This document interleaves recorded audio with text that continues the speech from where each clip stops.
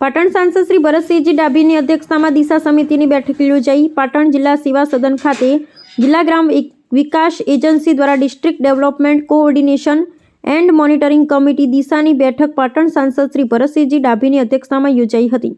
બેઠકમાં કેન્દ્ર અને રાજ્ય સરકારની વિવિધ યોજનાઓ અંતર્ગત સંલગ્ન વિભાગો દ્વારા કરવામાં આવતી કામગીરીની વિસ્તૃત સમીક્ષા કરવામાં આવી હતી। આ બેઠકમાં જિલ્લાના વિવિધ વિભાગો તેમજ પાટણ જિલ્લાની તમામ નગરપાલિકાઓની કામગીરી અંગે અધિકારીશ્રીઓ દ્વારા પ્રેઝન્ટેશન રજૂ કરવામાં આવ્યું હતું।